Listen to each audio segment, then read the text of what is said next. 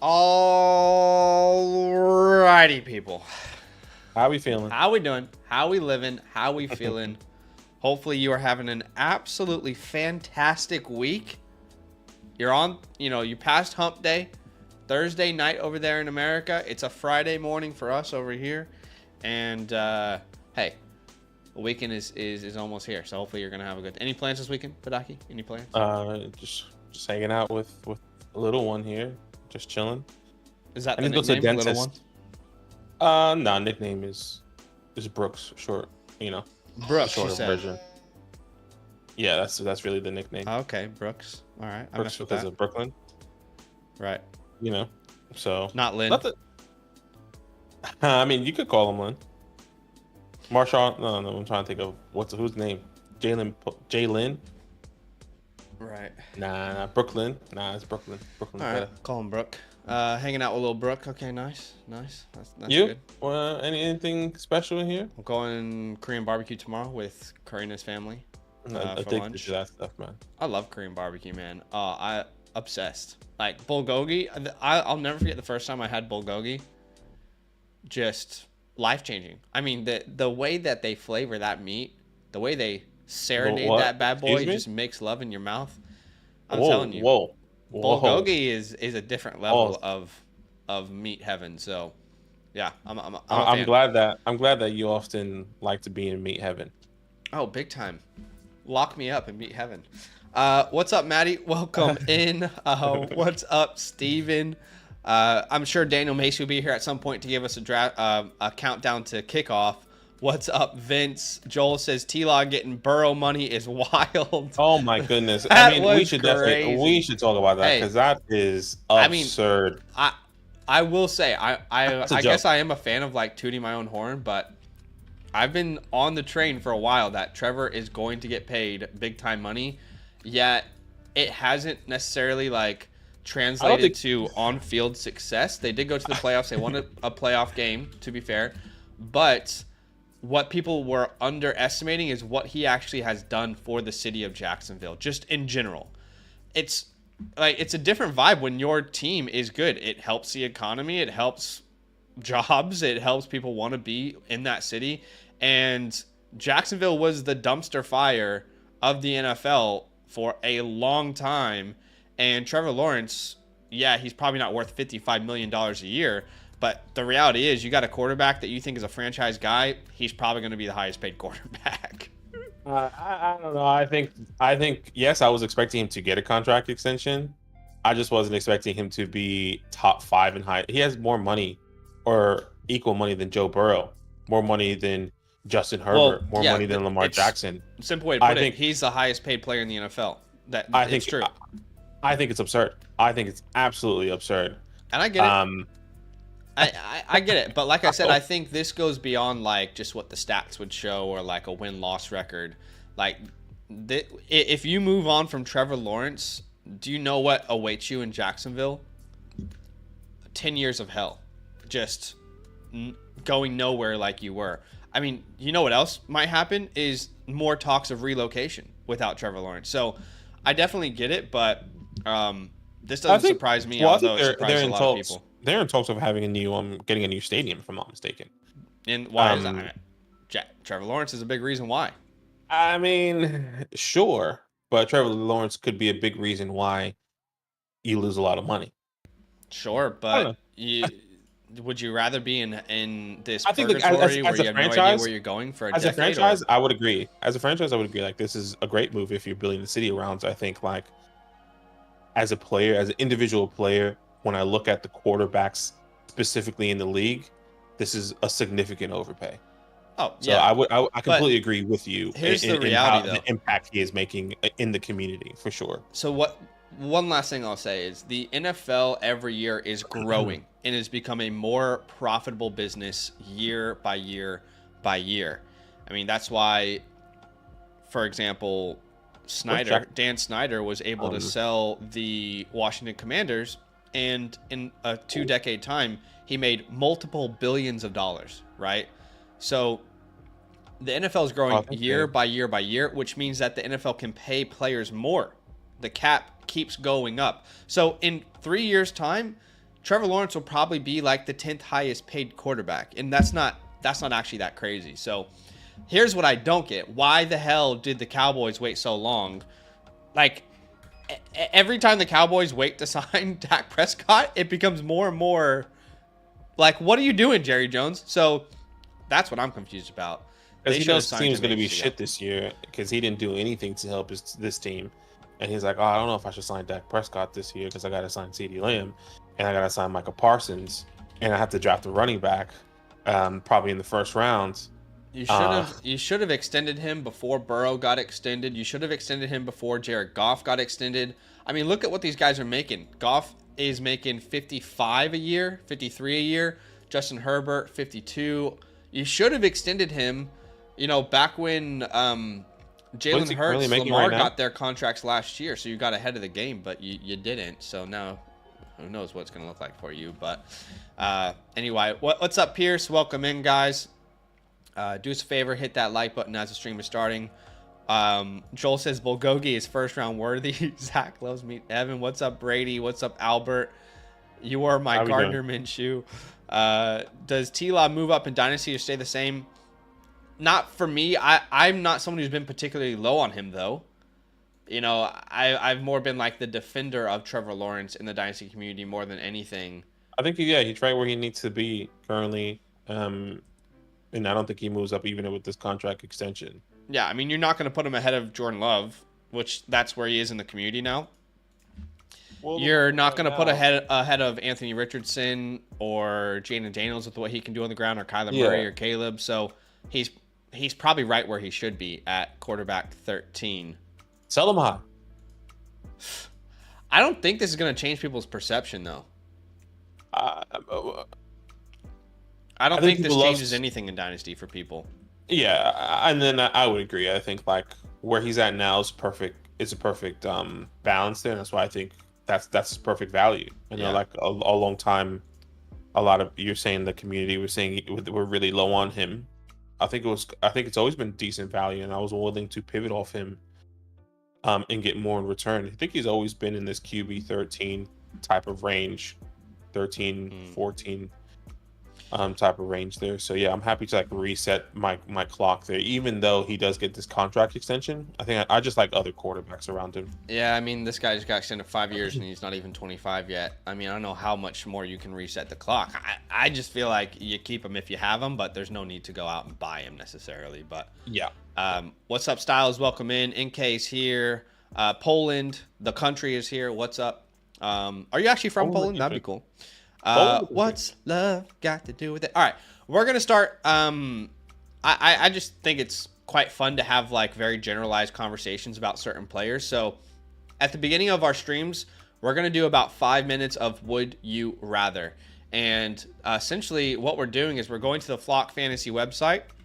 Anytime you click on rankings, if it's Superflex, one quarterback, or even redraft leagues, it's going to prompt you a question. Who would you rather have? So today's Who Would You Rather starts with David Njoku and Evan Ingram. Who would you rather have? That's a good one right there, I'd say. Yeah, I think it's definitely a good one. I think these guys are pretty close in my rankings. But at the moment, if I'm not mistaken, I do have Njoku higher. So I'm gonna go David Njoku, but I think the conversation can definitely be for Evan Ingram as well. Yeah, for me, I do have Njoku higher, but it's really based off of age, and I'm not sure that's the right way to do it. I mean, what concerns me really with Njoku is the splits with and without, because he had a breakout year last year. We all have to recognize that. But the splits with and without Joe Flacco are a little bit concerning. I mean, if you look at the games with Joe Flacco, that's on the left here. This is with Joe Flacco. He was averaging over 18 PPR points per game. Without Joe Flacco, aka Deshaun Watson or someone else, right around 10 points per game. So still fine, but not the difference maker that we wanted him to be last year. I kind of feel like Ingram makes a lot more sense because this is a guy that could, which he did last year, lead the league in targets amongst tight ends. So I think I'm actually going to go Evan Ingram. I mean, there's only 2 years apart in these two guys, so I'm not even sure that like the age. Yeah, I don't think the age necessarily matters. Makes sense, I think both have a good argument when it comes down to whether it's Evan Ingram or David Njoku. Both of these guys finished as top 6 tight ends. I don't think the fantasy points per game is pretty significant. We didn't get a good sample size with Deshaun Watson, unfortunately. But I think there's more competition for Evan Ingram now. I think there's going to be a big. I think when you just think of this year specifically, I think the drop off is there for Evan Ingram, actually, just based off of Brian Thomas Jr. and Kirk Cousins, and the Christian Kirk coming. Travis Etienne. There's more competition around Evan Ingram versus. I don't know. I disagree because David Njoku. Do you think so? Calvin had what, 100, almost 140 targets last year. I don't expect that for Brian Thomas in his rookie year. Like maybe in his second or third season, but I would say Evan Ingram is set to be just as good as he was last year with a rookie wide receiver who we love. But I don't think they're going to feed him like that straight away. Yeah. If I'm a competing team, I want Ingram, and it's not all that close. If I'm a middle team, maybe I go Njoku because of the youth. But does 2 years really matter at the tight end spot? I don't think it really does. Yeah, I don't think it really does at the tight end position. I think it just depends on who you believe. Maybe that offense that you believe in a little bit more as well. I think when I look at this offense, I still believe in Deshaun Watson. I think he's gonna have a phenomenal bounce back here. And then David Njoku is the second target on this team. As much as I loved Elijah Moore, as much as I loved Jerry Jeudy, who is now on this team, I am not in on it. Sure. All right, next, who would you rather, Trey McBride or Devon Achane? Now, I think if you say non-tight end premium, this becomes easy. So let's put this as a 0.5 tight end premium format, okay? So 0.5 tight end premium, Trey McBride, Devon Achane. Let's say you're in a start 10 league. Who are you going with here? This one's interesting here. I'm not a huge believer in Devon. I guess you guys know this. When I say I'm not a huge believer, I'm just concerned about what his cap is. What's his true ceiling? Maybe we saw that this past year, but they draft Jalen Wright, Raheem Mostert's there. I feel like my instant gut is saying Trey McBride currently right now. Okay. But I actually don't think it is too far off at all. So without the premium, it wouldn't even be close for me. It would be Achane. But with the premium, it gets very close. What I will say is both of these players have the upside of breaking fantasy football at their certain positions. But what we know for Devon Achane is on a per snap basis, per snap, not per target, not per touch, per snap basis, there was no player in all of fantasy football that was more valuable. No player even comes close.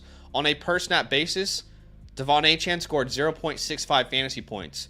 The second closest is Tyreek Hill at 0.54. I'm going to go Devon Achane here.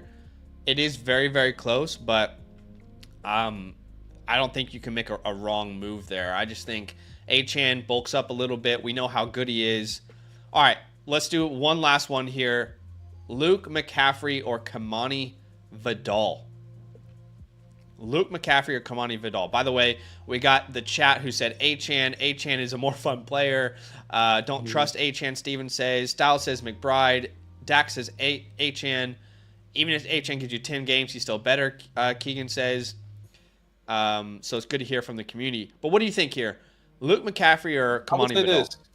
I feel like, I know this is Dynasty. In a Dynasty perspective, I want Luke McCaffrey. And this year specifically, I'm actually more interested in Kamani Vidal. Okay. Just obviously for obvious reasons, Gus Edwards there, J.K. Dobbins, Kamani Vidal. Did you hear Gus already went down with an injury? No, I did not.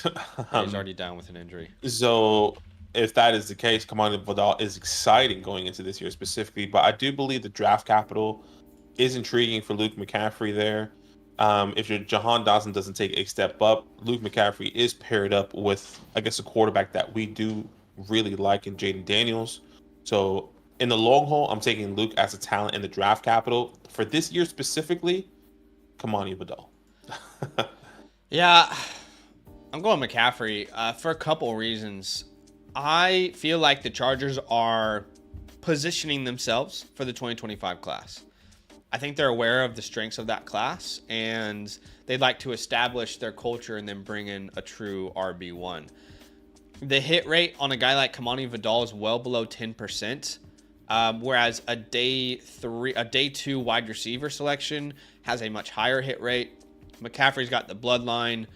He also has been, there's reports from Washington beat writers that it's been him and Jaden Daniels, 5:30 a.m., in the building, watching film before anyone else gets there, building this connection with each other all the way from rookie camp onward. So personally, I'm going Luke McCaffrey here, but it is pretty close. I will give that to you guys. But all right, we are going to be let's see what the chat said, by the way. We got a super chat, by the way, from Glory. Shout out to Glory. Thank you so much, man. Sorry that obviously we got a little caught up there in this would you rather here. He says, how much I got a super chat for us to start a league.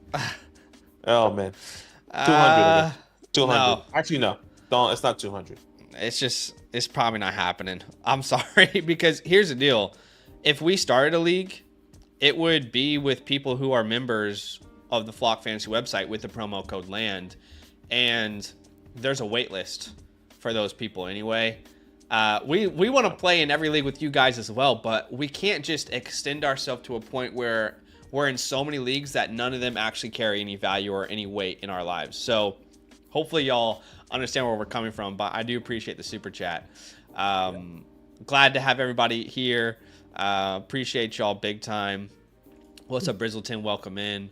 But let's get to the first team that we are reviewing tonight. Tonight's stream is all about helping people improve their dynasty teams, and we get to do that first off here by looking at a team from a couple people who have become Mother Flocker members. If you want your team to be reviewed, it's very simple. All you got to do is go to the Flock Fantasy website. This is what our website looks like. You can see obviously our rankings, our trade calculator, the My Teams feature where you can sync your teams. But sign up with the code LAND, become a Mother Flocker member. I would suggest choosing the yearly option. If you're monthly, just DM us so we can get you a voucher. But obviously when you sign up, you'll see the My Teams feature, sync your teams, and then whatever team you want us to review, click submit for review, and then submit whatever information you want us to have available to us when we review your team. So, real team today. The first team today is from RealSlmBrady. If RealSlmBrady is in the chat, let us know because we are reviewing your squad. Brady, appreciate you. Thank you so much for the support. Going straight into this context here. He said, took over this team as an orphan before the 2022 season, but after the rookie draft was already completed, stripped down the entire team and rebuilt it for youth and picks. The only holdover from the original team is Treylon Burks. The 104 was spent on him that year. Unlucky. I've been in the bottom 4 and missed the playoffs each of my first 2 years, but hoping to compete for a title soon. My weakest spot is quarterback, but those are hard to trade for in this league. Any tips are appreciated. All right. Who was in the Treylon Burks' draft? Treylon Burks, you had Garrett Wilson, Jameson Williams, Chris Olave. Oh, gosh. All right, let's have a look at this team. So it was consensus of Garrett Wilson and Olave going over Burks, wasn't it? No, I think it was pretty much a toss-up at that point. For one of those, like Burks going over Wilson, or anyways, yeah, Burks was in the conversation for sure.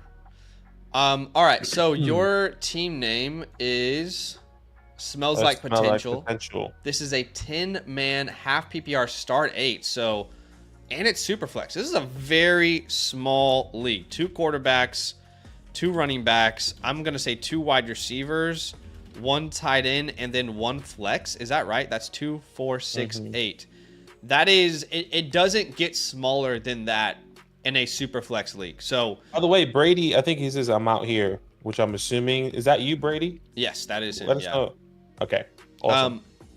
So when we look at a league like this, every transaction, every move that we make is funneled through the information of your roster, your starting roster, which is guys who are depth pieces. Respectfully, I really don't care too much about, like a Baker Mayfield, a Aaron Rodgers, Russell Wilson, Daniel Jones, Geno Smith don't really matter that much in this league. Your Zach Mosses of the world, your Chuba Hubbards, your Gus Edwards, your Devin Singletaries, you know, at the wide receiver spot, guys like Christian Watson. I'm sorry, Badaki, but guys like Christian Watson, you know, guys like Jalen Hyatt's of the world, Michael Wilson's, even my beloved Jalen McMillan, Josh Downs, those type of names, they don't matter really at all. Like, they matter, but they're certainly not impacting the results of who's your fantasy championship. Cole Kmet's of the world, your Tucker Crafts, your Pat Fryermuths. In a league like this, you view everything differently. Brady says actually start 9. Yeah. But that's still pretty small, but okay. Okay, so start 9. So it's another flex spot, it looks like. So let's look at the team. Go ahead and walk us through it. Yeah, it looks like you're third in the rankings here. I'm looking at my rankings, my community rankings, or excuse me, my rankings specifically. Let's go community rankings, because I'm not going to see yours on mine. Yeah, I know. I'm just saying that way we're on the same page. Let's look. I'm just saying I see I looked at mine, and he was third for me, and he is third for the community. Basically, what I was saying. Sorry. Okay. At quarterback position, Anthony Richardson, Deshaun Watson, Bryce Young, Will Levis. I think there's good depth here. Anthony Richardson obviously is ceiling with Deshaun Watson. I think has a great bounce back, and Will Levis with Bryce Young there. All guys that I would say have high upside, and there's no excuses for them to fail going into this year. So I think, yes, the quarterback room, I would say, is weak as your QB2, but at least you have multiple options if one of these guys do break out going into this year. So yeah, this isn't a quarterback room you would say you expect a championship team to come from this year, but there's a lot of wild cards in there that are really, really interesting. But at running back, very good room with Bijan, Achane, Walker. That top 3 is fantastic. I love that. That's definitely a difference maker for you in a 10-man league. Zach Charbonnet is your 4th, Warren's your 5, Miller's your 6. Great running back room. At wide receiver, you got Puka, AJ Brown, Addison Higgins. Love that you've got 2, top 10 consensus guys in Puka and AJ Brown. And then at tight end, you got Kincaid, Pitts as well. So you said this was an orphan, but maybe you've made a lot of moves since then, because this isn't a bad orphan at all. This is a pretty decent team. Yeah, no, this is a great team here with some moves that you could potentially make with some of these players. But yeah, I completely agree. This is a great team. I'm really happy with this, and I guess maybe we can start off for my first thought process here. Just quickly, sure. Brady says got the 201 and the 301 this year, then 225 first and 225 6 and a 26 third. What was the trade, Brady? How did all that happen? So he has a 25 mid first, a late first. He's 2 firsts in 25. He's got 2 firsts in 26. And 26. So how did all those trades happen? And also, I'm assuming that means your draft hasn't happened yet. No, it hasn't, because it just says he has the 24 early second, which is I'm assuming he's got the 201 and the 301 this year, which he hasn't used as of yet in this, once again, 10-man league. So he's got the 201 and the 301. Okay. And in reality, that's kind of like the 111. Sorry, so where were you going to go with the team? Because I know what I would do, but what are you thinking? Oh, no. I was going to say there are definitely moves that you can make to kind of solidify what you were talking about earlier. Like, yes, this is a small team, even in the start 9. I'm really happy still to consolidate here, especially with Bijan and Devon having both of those guys. The fact that you have that gives you the opportunity with the depth in Kenneth Walker and multiple tight ends in Dalton Kane and Kyle Pitts, gives you the opportunity to kind of move around some of these players and see where you can potentially be going out and acquiring here, especially having, like you said, was it the 111 in a 12-man league there at the 201, so that could be interesting. Yeah, definitely some moves that you can make. If I had the 201 and the 301, I would honestly just be shopping to tier up with those picks. at any position, because, you know, in a league where you can start 4 wide receivers at most, you've already got Puka, A.J. Brown, Addison, Higgins. They're all quite young. Your running backs are all quite young. Can I tier up from an Addison? Can I tier up from a Higgins? Yeah, exactly. Can I tier up from a Watson? So that's what I would be doing with them. But do we want to like play the scenario where he does stick and pick? Sure. Yeah. I mean, if he wants to keep him, that 111 is like in the range of like a Brian Thomas Jr., a McConkey. Yeah, McConkey, Worthy. I would even say potentially Brooks. Brock Bowers. Oh, this is tied in premium, so I doubt Bowers is going to be there. But yes, Brooks. Yeah, I don't think Bowers be there either, actually. And then at the 301, that's really the 211. No, wouldn't it be earlier than that? Maybe 211, 212. Yeah, no, 211. 301, 212, 211. That's 2 spots up. So you're what range are you in then? You're in the Coleman range. You're in the, I guess it depends on your rankings, but at the 211 in our latest mock drafts, it was Troy Franklin, Jalen Wright, the Keon Coleman's, not Keon Coleman's, the Adonai Mitchell's was going around that time. Roman Wilson's was going there often. Jermaine Burton was going there as well. So there's definitely a lot of different people that can go there. Again, guys, keep in mind, this is a 10-man league. Poland says Brian Thomas isn't falling that far. This is the 111 if you're in a 10-man league. Okay, not 12-man here, 10-man. So, I mean, Brian Thomas has fallen to the 111 in a good portion of our leagues. Not saying it's right, but it has happened. So, giving these guys every option that they have. Coleman typically doesn't fall to the 2.7, 2.10 range, but he has before. In fact, my only share of Keon Coleman is when I got him at the 2.09, I think. So, these are all the options that you're looking at in that range. Now, I don't know if you agree or disagree with Aki, but some of these players could move a needle for you. I would rather just tier up from some of these names and get better at a position. Like, so for example, can I use Addison or Higgins plus a pick to tier up? Yeah, that's exactly what I was thinking about doing, because you do have two first-round picks in the next 2 years. So utilizing those picks in a player to tier up to get one of these solidified guys, or guys that we believe that can have a phenomenal season coming into this year, or in just in their career as a whole there. So obviously Jordan Addison currently right now, just to kind of give you this frame around Jordan Addison, wide receiver 26 on keep trade cut. He's wide receiver 19 in our community right now, meaning a lot of people do believe you can get a little bit more value from him. So what can we potentially pivot to with Jordan Addison in a 25 first here? What I want to do is I want to find a team that's relatively weak at wide receiver, but they happen to have like a star. So let's sort your league by wide receivers.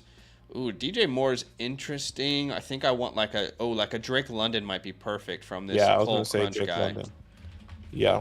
Like, would you pay Addison, Higgins, or Higgins and the 201 for Drake London?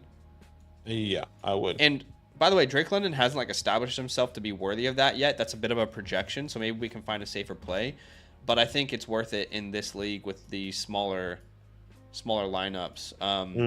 The King has returned. Michael Pittman.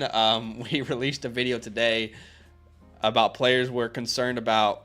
And look, anytime you release a video, Badaki, where you tell people there are 6 names and they have them on their Dynasty rosters and they love them, some of them won't even be willing to hear you out. They'll just comment and tell you that you're an idiot. So that's been a fun experience today. But Pittman's not someone I would do this deal for. I don't know if you disagree. No, I completely agree there. Nico Collins is interesting.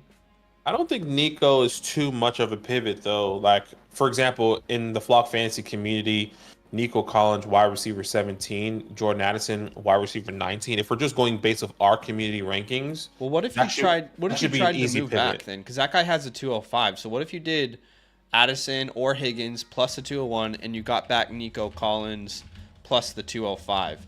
Start there as an offer. Yeah, I completely agree. And then I'm happy to move back in that you tier up at the wide receiver room, because for me, and I'll let you know. I mean, obviously Zach can probably pull up his rankings, but for me, Nico Collins in my rankings is higher, Yeah. right? So I'm excited to kind of take that. He's my wide receiver 11 in my rankings. In your Nico Dynasty Collins. rankings, 11? Yeah, Okay, yeah. that's a bit That's too high for me. I have him at 13. I thought I was high on him at wide receiver 13. Well, I guess because I'm not big on Chris Olave, and I'd rather have. Okay. Yeah, so I think that's probably where potentially be the difference there. But that's why I would be willing to pay like an Addison and the 201 for a Collins personally. Yeah, but if you can get something like that done, I think it's worth it. 1,000%, yeah. Let's look at some other names though. Like, what if you could even? Would you do like? No. Yeah, that's a fine starting point. Brandon Ayuk, Smith, Flowers. Like, no disrespect. Like, I think those are fine options, but I don't know if they fit what I'm trying to do here. You're not going to get in the range of a Jamar Chase. I would personally do this deal for Olave. I don't know if you would. I'm not as worried about him as you are, but I would do this deal. I think the tier up is I would rather have Olave over Addison or T. Higgins. So as much as I'm not comfortable with him in his situation currently, I still would rather have that talent on my team. Okay. So I would agree there, because it's a pretty significant jump. Like, he's still a top 13 wide receiver for me versus what currently in the community wide receiver. What are we giving up Jordan Addison as wide receiver 19 or 17 along those lines? So yeah, I'm happy to do that for that trade. No question. I like the idea of getting a Jalen Waddle as well. Waddle is a first team, which is a bit difficult there. Yeah, I was gonna say you can like. I don't personally think that the wide receiver 21 on the Flock Fantasy Community rankings is reflective of what the community actually views Jalen Waddle as. I think he is more like a top 10 name in the community's eyes, but in this format, I do think it's worth like going this route personally. Yeah.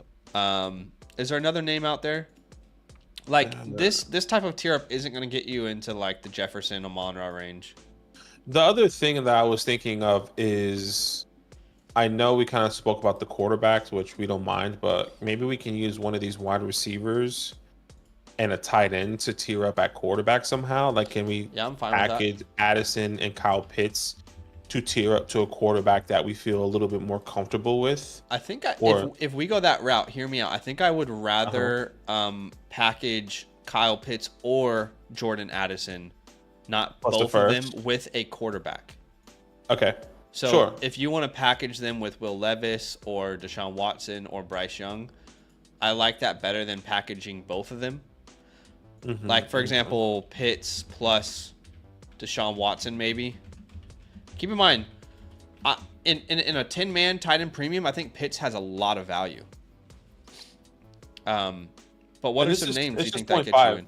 It's just 0.5, hey, the premium, I'm assuming. But still, like, smaller rosters, your tight ends are already going to be more important, but you add the premium. I think the first name that comes to me, if it's possible, is actually, I was going to say Jordan Love. Yeah, but the guy has Porta and McBride. So let's try and find a tight end weak team. That's what we should be doing here, and seeing if they have a quarterback worth moving up for. Jake Ferguson. The guy who has Dallas Goedert has Stroud, but I don't think that's going to get you in Stroud range. He's ridiculously expensive.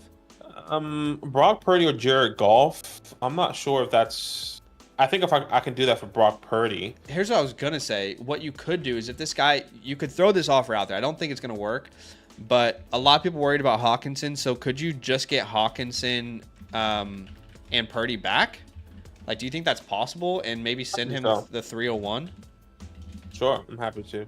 Just kind of like pivoting move there. Again, point of today's stream and anytime we help someone is not to tell them all these deals are going to get done. It's to give them advice and suggestions, get their foot in the door, get some counters going on. This is a tough league, though, to do a quarterback with. Maybe the guy who has Njoku, though. like a Kyler or a Hurts.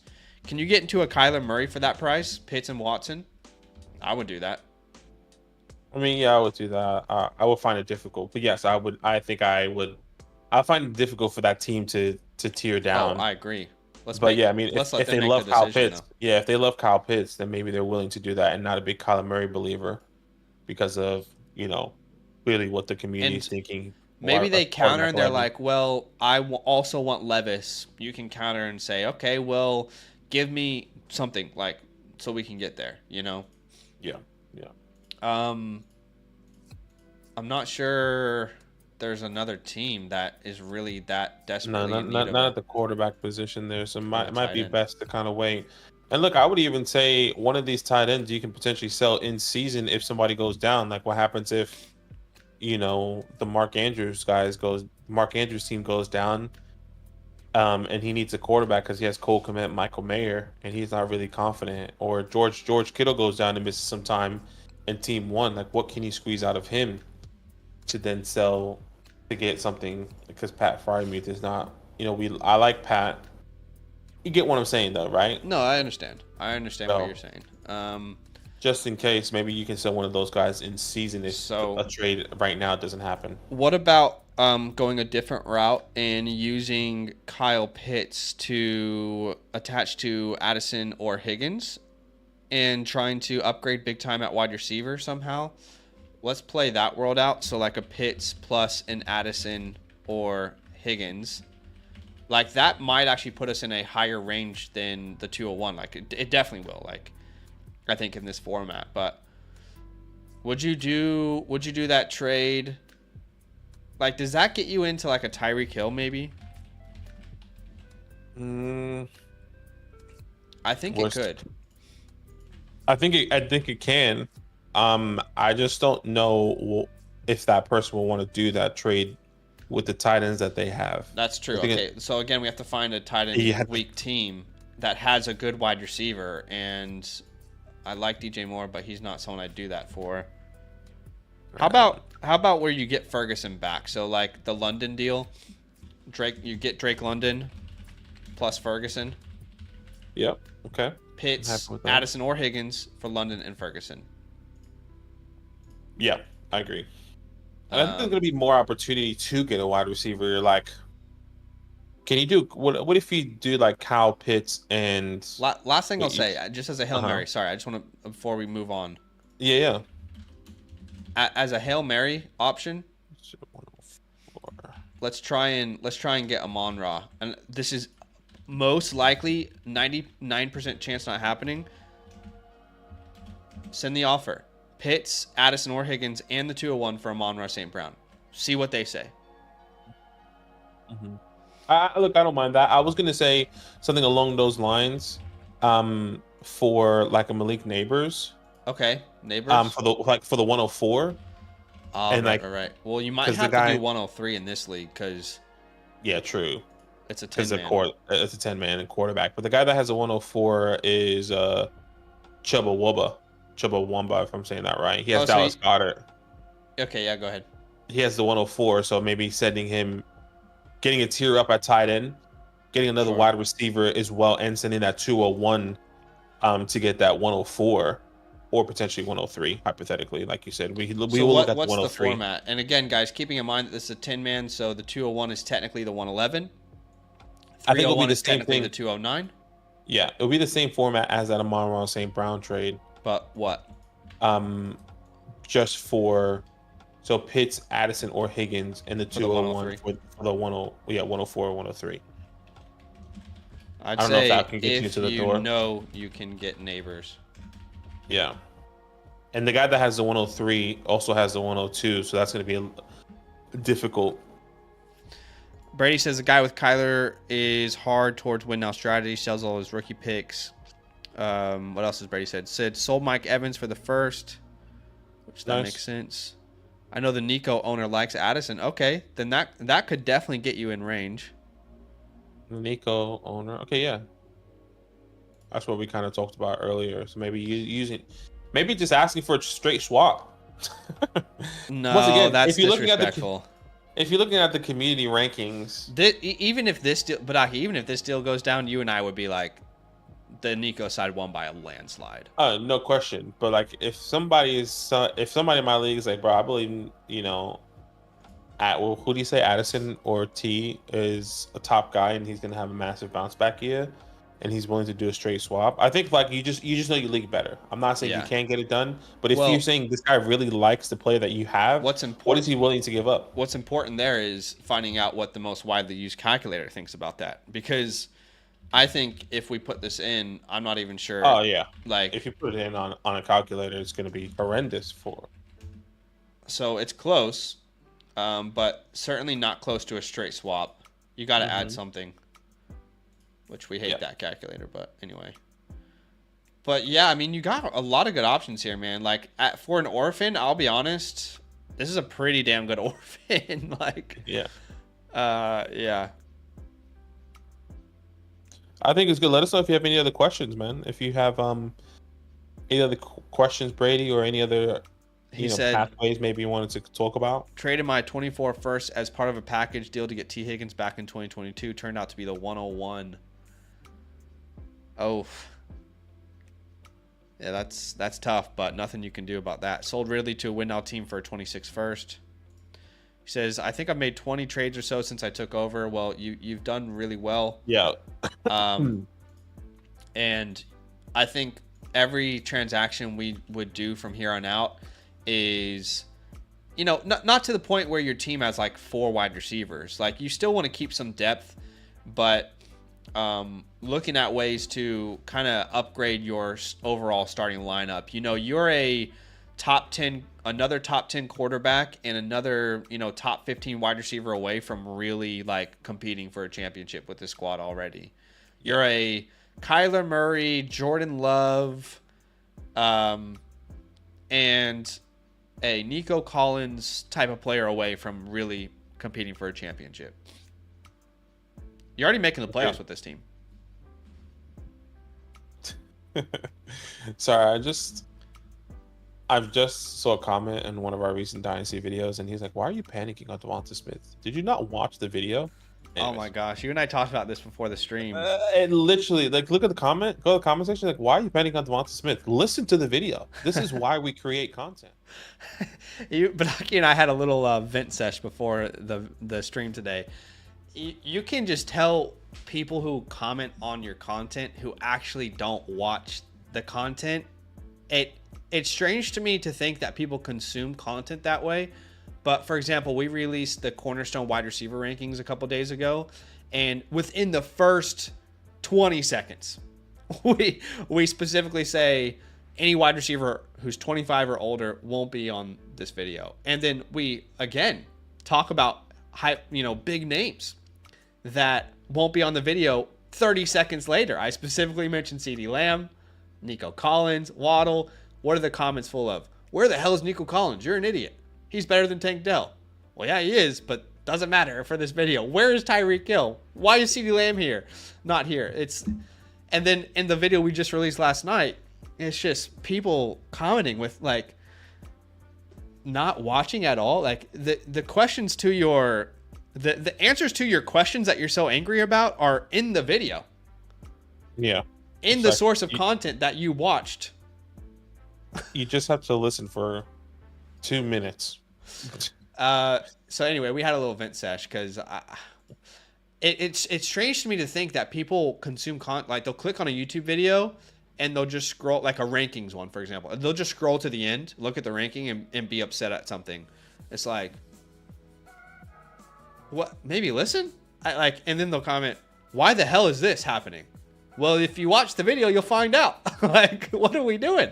Yeah, we spoke about him, actually. And it will be, like, on the player that we had a huge conversation about. Yes. Like, well, how is this person not in your top 10? Did you not listen to, like, the 5 minutes of the 15-minute video that we spoke about this person? And I'm like, what are we talking about? Freaking Moss84 says it's called TikTok brain. They can't concentrate for longer than 20 seconds. And honestly, I think that you might be onto something, because that sounds like pretty right. But anyway, enough of us complaining about you guys. Not you guys, but the people who who just, I don't know what to call them. I don't know what to call them, man. Joel says, I'd listen to Zach rant about X and YouTube commenters for an hour. Well, good. You came to the right channel. Yeah, exactly, Joe. Like, why?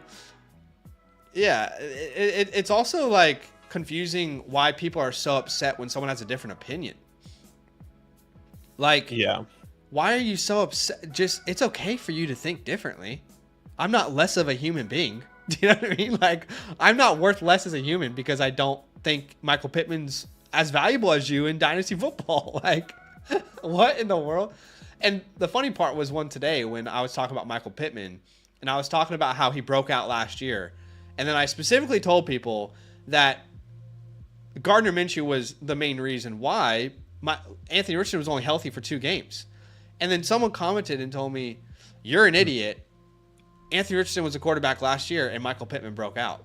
And I'm like, did you even watch the take? Or did you see that I was telling you to sell Michael Pittman and you got angry? I think the bigger question is, did you watch the week to weeks? Did you know that Anthony Richardson was injured? Did you know that he wasn't the starter for more than half of the season? Like, that's somebody that's a casual football fan that probably had Michael Pittman on his team, and he was loving that Michael Pittman did well for his team, which was great, but didn't realize that Anthony Richardson wasn't the quarterback at the time. Exactly. Like, that's how you know someone literally just did not watch your content. I specifically talk about how Anthony Richardson was only healthy 2 games and how it was boom bust. And I specifically talk about how Gardner Minshew was a quarterback for 90% of the season.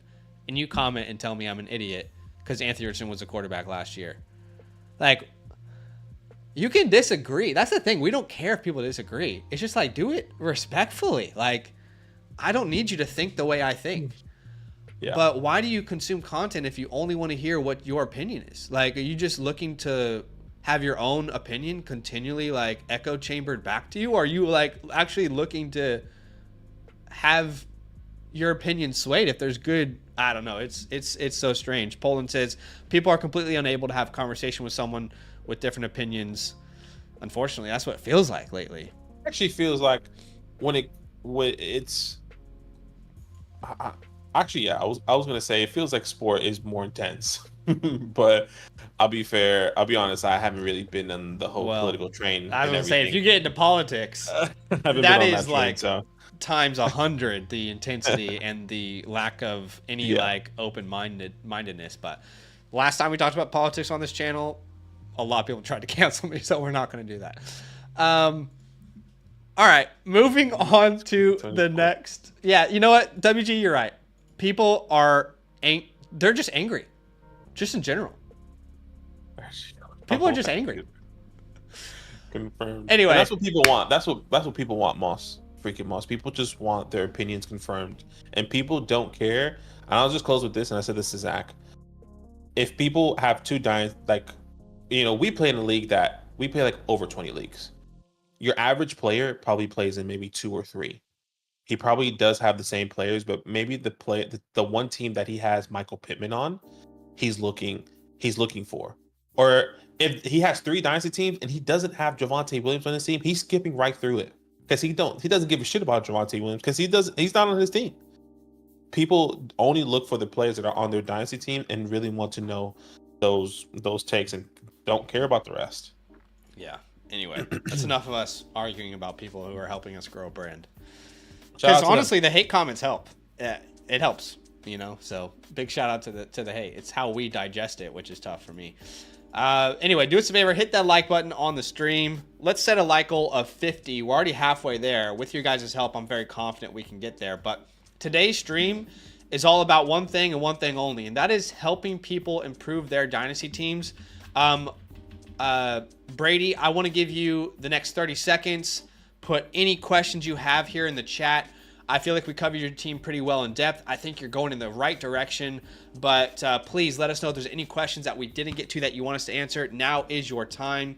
But when we're done with that, we're going to go on to the next team. If you guys want your team reviewed by us on a live stream, super simple. All you got to do is sign up, become a Mother Flocker member with the promo code LAND. I just put a direct link in the chat for you. It's also in the description or the pinned comment if you're watching this later on. You got to be a Mother Flocker member with the promo code LAND. And keep in mind, yearly members get a automatic voucher. If you're monthly, you got to contact us in a DM or something so we can help you out. But support the show. Get some awesome perks in return, all the premium tools on the website, all the rankings, etc. Our draft guide, both for Dynasty rookie drafts and redraft, by the way, which is coming out July 1st. So appreciate y'all big time for the love. But all right, so Brady says, who would be your first cuts off this roster? So yeah, that's a how many people do you have to cut? I see one. I see one already. Two my guys, actually, Elijah and Traylon. Yeah, I see two. There's Elijah Moore and Traylon Burks. Thank you so much for your service. We appreciate you. It might have to be those two. He says he's probably going to have to cut two. Dobbins week 1. And I would agree. I'm not a look, I think it's worth keeping J.K. Dobbins.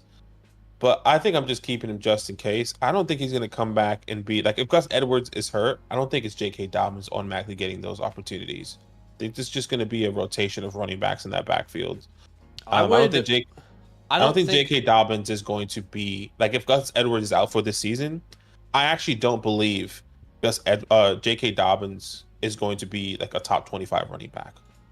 I think it's okay. I don't see that happening. Yeah, I just don't see that happening, even if like he was leading this backfield. So instead of dropping, I would try and sell the following names for literally anything. All right, Traylon Burks, Elijah Moore, J.K. Dobbins, who I don't think you should drop because there is a chance that backfield is pretty messy. I'll add Keaton Mitchell into there. He's probably the easiest of these names to sell so far.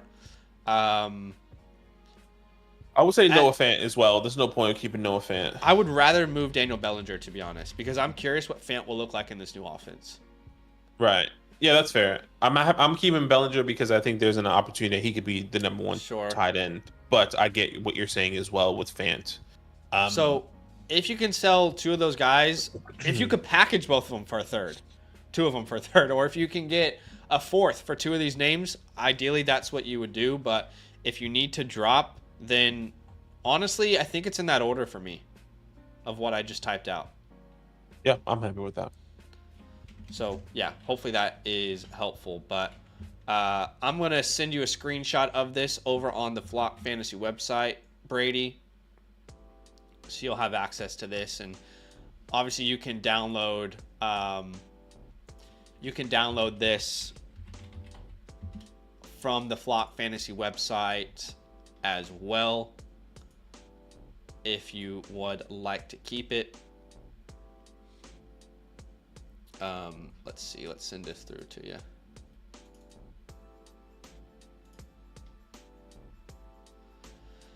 And that should be sent, and it is. So we are goods to go with your squad, my man. Appreciate you. Brady says, I've held on to Burks this long because it's painful knowing what could have been. I get it. Brady says, appreciate your time and input, fellas. Keep rocking it. No, all love to you, man. Appreciate the support. Appreciate you. Thank you so much, man. Very, very kind of you. All right. Let's going to the next team here, right? Next team is Clifford. Is Clifford in the chat with us? Out to Clifford, huh? Clifford, the big red dog. By the way, Sun says, I'm happy your rankings are downloadable. I had a whole Excel I was making, and downloaded saves so much time. That's awesome. Hey, that's awesome. I mean, the draft guide could have something very similar. Our draft guide for the redraft channel, I'm like not. I didn't know how much I didn't know how much we wanted to say. I'm just saying our draft guide could have something. Well, I don't know that I'll have exactly that, but here's the thing. Like, I'm not even sure. We have so many like audacious goals for that draft guide. I'm not even sure what's actually achievable, but I do know it's going to be really, really good. But we're going to move on to the next team. Again, if you guys want this personalized, kind of advice where we look at your fantasy team, It's very simple. All you got to do is become a Mother Flocker member with the promo code LAND. Keep in mind, you got to use the code LAND if you want us to review your team, and you got to be a Mother Flocker member. I would suggest the yearly membership because it is half the price of a monthly membership when you work it out over a year. That's correct. Over a year, it's about $8 a month, so super affordable. And in return, obviously, we review your team. You get access to all of the tools on the site. You can have a look if you just want on your own. When you sign up, you can have us review one of your teams, but then if you want to sync every one of your teams through the website, you can. You can see what my rankings would look like with your team, how it would impact that. Obviously, you can use a trade calculator. You can have it specifically catered to your exact format, because format is one of the most important things when making a successful Dynasty trade. A trade in an 8-man start 8 league, the winner might be the huge loser in a 14-man start 10, right? Those things are very important, under discussed. You get our rankings for Superflex, 1 quarterback, redraft. Obviously, you get all of the articles, the databases on the website, and obviously we appreciate you. So thanks for the support. Yeah. Consider signing up with the link in the chat, in the description, or the pinned comment if you're watching this later. On to the next team, which is Clifford, the big red dog. Shout out to Clifford, man. We appreciate you. Thank you for the support. He doesn't have too much context here. Does anyone else have like nieces or nephews, or maybe you have, a child yourself who's obsessed with the movie Clifford? Because there was a time, like the new one, there was a time when my niece and nephew, every time they came over to my house, they would watch Clifford. It was like 10 times in a row. Like, we want to watch Clifford. I'm like, please, take this movie off Netflix, please. I'm like, please. Have you seen it? I have not seen it. Okay. Worth a watch. Maybe I'll get to that point one day with Brooklyn, but we'll wait and see here. All right, Clifford. He said, just wondering how my team stacks up, what moves I should be making here. So short and sweet with everything that he is bringing here. And looking at this team, or this league, is a 12-man PPR, start 11 Superflex, tight end premium. Cool. As well. As you look at his team, I mean, let's think about that. 2 quarterback, 2 running back. 2 wide receivers, 2 That might be 3 wide receivers, actually. Yeah, maybe 3 wide receivers, a tight end, and 2 flex, maybe. Yeah, that's 8. I bet you it's 3 wide receivers, 3 flex, like that in the chat there. 2, 4. Yeah, maybe that is the case. Obviously, it doesn't look like Clifford is here. That's okay. He can watch it later. But yeah, if you're watching this later, definitely let us know at the quarterback position, Caleb. Sorry, I'm so sorry to interrupt. I'm gonna send him this link in the chat before I forget, so he can watch this later. Yeah. Go ahead. As he's doing it, at the quarterback position, Caleb Williams, Kyler Murray, JJ McCarthy, Dak Prescott here. So a good depth at quarterback position. Not only do you have Kyler Murray and Dak Prescott, Caleb Williams and JJ McCarthy, which tells me you had 2 top 6 picks in this draft, and you go out and get Caleb and JJ here, which is exciting. So that quarterback room is great. Maybe we could utilize one of these guys to get some value somewhere else, potentially. At the running back position, Saquon Barkley, Kenneth Walker, and not too strong of a running back room. Some good high upside guys there with Tracy, Aldrich Estime there. Other than that, not too much. Or maybe we can get some more depth in this running back room potentially. At the wide receiver room, and you can start up to 6 wide receivers, it looks like here. Jamar Chase, Puka Nacua, Chris Olave, Drake London, Jackson Smith, and Jigba. And then your wide receiver 6, I would say, would be Jermaine Burton or Troy Franklin. The rest kind of falls off there. Again, I think 2 other guys you can potentially drop, again, is Elijah Moore and Treylon Burks. And then the tight end position, I think, is phenomenal here with Kyle Pitts and TJ Hawkinson waiting in the wing when he does come back there with Jatavion Sanders and Daniel Bellinger here. So overall, you're ranked first in the league. You are 8th in running back, which I think we can kind of see because that depth does fall here. So maybe my initial thought here is, what quarterback can I be selling to get either another wide receiver or some more depth at the running back position? Or maybe I can sell one of these quarterbacks and get another wide receiver and then an attachment of a running back. Maybe that's a Zach Moss Maybe that's a Devin Singletary. Maybe that's one of these lower tier running backs just to make you feel a little bit more comfortable here. But I think you're in a prime position to compete. You just need that one more wide receiver, I would say. Yeah, what's his ideal starting lineup then if we look at that? So it would be Kyler Murray and Dak Prescott right now. At running back, it would be Saquon Kin. At wide receiver, you'd have Chase, Puka, Olave. At flex, you would put London, probably Eckler or JSN. One of those names to fill it out. Maybe Hawkinson when he's healthy, and that tight end Hawkinson or Pitts. So you're in a pretty good spot. But yeah, I think you're in a great spot here. I think, and you have 2 first-round picks next year. Yeah. Which, let me have a look on where these Choas up and Riley. So it looks like 2 potentially mid to early first-round picks, depending on these teams. Late. Riley, let's see. Both of these teams are ranked top 4. Sorry, that's what I meant to say. Late first round pick because these are top 4 teams. Yeah. I apologize. Yeah, I'm looking at these quarterbacks and where I could potentially be moving here, where I can be pivoting to. I don't know how you feel. I think, and this is going to sound quite controversial, but I think the best route moving forward for this team might be selling high on Caleb Williams, because Kyler Murray is, I think, undervalued. JJ McCarthy is not going to get you a return that you really want. Dak Prescott, another guy, undervalued. Could finish top 5 this year, only 30 years old, and he's outside the top 15 of Dynasty rankings. So if you're going to take someone from that room, you still would have Kyler Murray and Dak Prescott to start, with JJ McCarthy waiting in the wings. I don't think there's another name in that room that gets you a good return. Now, that's not to say that Caleb Williams isn't going to be great, but if you're going to utilize someone from that room, maybe you want to wait. Like, maybe you do want to wait and you'll see if it's a CJ Stroud type of rookie season, and you can extract more value. So you don't have to make that move right now. I'm just saying, if you look at all those names, in my opinion, 3 undervalued guys and Caleb Williams, who's, you can sell for the world pretty much at this moment. Yeah, look, I see that. I see that pathway, and I think I would agree here with Poland that you could probably sell in season as well. Someone did also mention Sam Darnold could be bringing you some value, whatever that looks like, if he is a starting quarterback. I would be looking at selling Sam Darnold and maybe JJ McCarthy as a package, and just seeing what you potentially. I think what I would like to do is start low first. Okay. And then work my way up. But I agree, maybe going straight into that value and getting as much at the wide receiver or at whatever position you want to boost up, which I would say the wide receiver position, and then going from that point. But I think I want to start low, see what I can get, and then work my way up. Because I agree,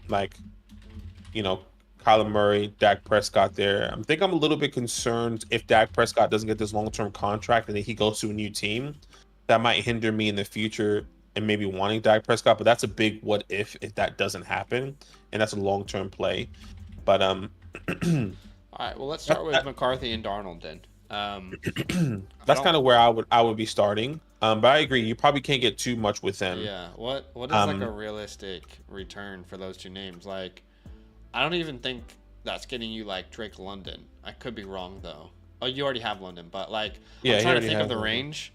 Like, let's be honest. If you did this deal, the person isn't putting Sam Darnold in the calculator. They don't care. It's not gonna like impact or sway the trade in any way. So you have to find someone who's value adjacent to a JJ McCarthy.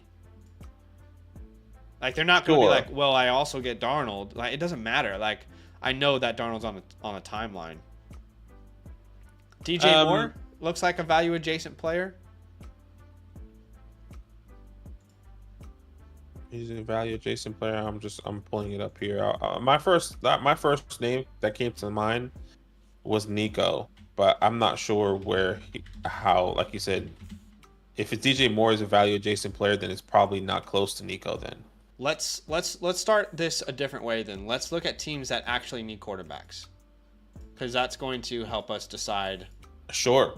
I mean, going straight to the bottom here, Rice Flo has DJ Moore, Nico Collins, Zay Flowers, Jalen Waddle there as well. I actually think all of these names are great targets. Flowers, Waddle, Collins, Moore.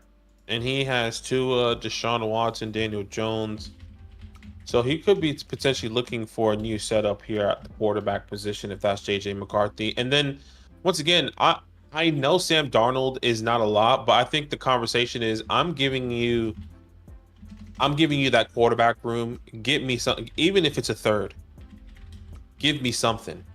Give me Zay Flowers in a third or Nico Collins in a third, and I'll give you JJ McCarthy and Sam Darnold. Like that's what's happening right now. If it's Flowers or DJ Moore, you need something in return. Like, what's this guy have on his team?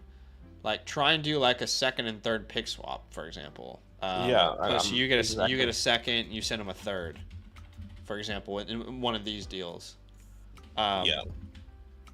But let's look at that. That's a great option with that first team. Let's look at a couple more. Team 11 at the quarterback. Trevor Lawrence, Gardner Minshew desperately needs a quarterback. But they're a little high on the scale here. But what we could do here is we could try and attach another wide receiver to get like an AJ Brown. So, for example, would that be like Jackson Smith and Jigba? Yeah. I don't really want to give him up right now. I think he's going to have a good year. I think I would give him up for AJ Brown, though. Say again? I would give him up for AJ Brown, though. I get it. I just wish there was like a more middle of the pack wide receiver I could throw in there. Like, for example, I wish this team had like a Deontay Johnson. Sure. I get what you're saying. Or a Hollywood Brown. So that's a little more difficult. But, I mean, I would rather chuck in Austin Eckler, actually, and see if that bites at all. Yeah, look, I'm happy to do that. I would say this: if he wants Jackson Smith and Jigba, I'm not hesitating because I think that's a pretty decent deal. I think I would say this: I think you could potentially squeeze more if he does want Jackson Smith and Jigba. I don't know how you feel about that. I just think in this league where you can start so many wide receivers, I think I want to hold JSN, and I think you can make an argument that he's more valuable in this format than most. In a league where you can start 6 wide receivers, 12 man. Yeah, that's fair. Moss says selling McCarthy in a strong offense is risky. The value's only going up. Well, I think to be fair, I think you can make that case for any single one of these quarterbacks outside of Sam Howell. Selling Caleb Williams is risky, right? Because he could be a superstar. Selling Kyler Murray is risky. Well, yeah, because he's got Marvin Harrison Jr. Selling Dak Prescott is risky because his value doesn't match what he's actually going to give you. So we got to find some way to exploit this quarterback room and improve the team. Don't you agree? So trying to just look at options doesn't mean you do all these. It's just, these are ways for you to improve your roster. Exactly. Ways to improve here. Let's look at another team here. Team 9, Brock Purdy, Drake May. He has Justin Jefferson, Garrett Wilson. Sorry, the other idea that just came to mind for me is all right, so if we have to give him JSN, then we want Christian Watson back in that deal. Okay, yeah, I'm happy with that. Sorry, just continue though. No. Just looking for more teams here and what we potentially. Team 10 is interesting in quarterbacks who has Daniels, Levis, AYD. How about a Devonta Smith? But yeah, in a league like this, his wide receivers might be too weak at that point. His wide receivers are weak, which is a tough one. But I would do something like that. See, I feel like you need more in return, though. Devonta Smith plus something. Maybe Anthony, the hot garbage. Anthony Richardson, Russell Wilson. He has Malik Neighbors, Lam McConkey, Jaden Reed. Who is this? Sorry. Hot garbage. Team 7. Okay. Team 7 on quarterback. Yeah, I like this. Trying to get your way into Neighbors? That's gonna be tough though. Maybe Neighbors, or like, would you do? Oh yeah, that might be tough here. That might be a tough thing to. Like, would you do? What happens if you were to do like Ladd and? No, he's not gonna do Ladd and Brooks. That's just like way too much. Yeah. Yeah, that's a tough one, but as well. It is worth trying, honestly. Like, so you're thinking McCarthy and Daniels or Darnold for Ladd plus Brooks. I think that's actually pretty reasonable, and it's funny because the team that we just looked at, we would say this is not a move you want to do. You want to get like those top tier guys, but in this league, start 6 wide receivers, 12 man. That move actually makes a lot of sense. You get Jonathan Brooks. I know you have Kenneth Walker. And I think if that does happen, then you can sell Kenneth Walker. Then now pivot from Kenneth Walker. Yeah. But you know, I don't know. There's definitely a couple ways that you could go about that there. You could also, yeah, I don't think you're getting Neighbors. Anyone who has Neighbors doesn't want to sell him. That's for damn sure. He does have 225 first though, and those are late firsts. So like, are you willing to package, like in this world, maybe a JJ with Sam and a first to get Neighbors, and then maybe as much as I love Neighbors, that kind of deal would have to be a more like solidified name in the league. That would have to be like a. Are you talking about like top 8, top 7? A Monrod type player, I'd say. Yeah, Monrod's tough to get. Monrod. Yeah, that's why I find it tough to see. And I think Neighbors going to be a star, but if you're going to give up a first plus a potential quarterback that, you know, like we know, the Vikings offense, the ceiling is untapped. Sure. Well, those are a lot of different options there that you can definitely go about it. Let's talk about the running back position. What about the guy who has Geno Smith and Pat Mahomes? Like, do you think he would do like an Achane? Because he's got Pacheco and Pollard. Would he do like an Achane and Debo for that package? That might be asking too much, but what if you also gave him like a 2nd round pick? That could fix a lot of your problems. I mean, imagine that team that he's got, adding Devon Achane, adding Debo Samuel. Your starting roster would be Kyler Murray, Dak Prescott, Saquon, Ken Walker, Chase, Puka, Olave, London, Debo, and then you can flex Achane or JSN. And you still got Pitts and Hawkinson that you can play around with for value. Yeah, I'm okay with that. I'm okay with that trade. All right, what else are we thinking? Well, I was looking at the running back position here because that's technically his weakest room in terms of depth. Yeah, the depth is rough, but the top 2s are nice. Top 2 is nice here. I mean, I think this is a team that is in a position to send one of those first 4 a vet running back we like. Saquon Barkley actually is like the ideal one, but yeah, and that's what I was gonna say. Maybe sending one of these first to get somebody like that. I mean, are you willing to send? And I'm not willing to send both of them. I'm just looking to see, is it Breece Hall? You're not gonna get Breece though. We got to go more like the route of like Derrick Henry or something along those lines. Yeah, but he's not really worth a first, is he? Especially not in 25, especially with the expectation of this class. Maybe we can look at a Henry though. We just have to structure the deal a little bit different, like a Henry and a Kamara.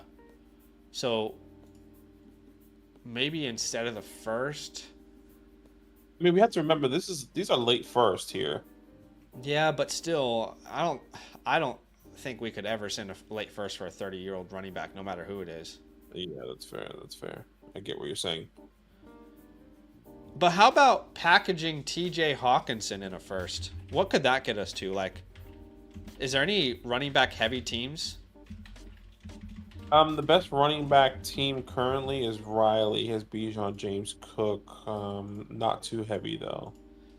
So you're not going to get Bijan. No team is heavy on running back. At least not in a depth perspective. How all these people have great tight ends?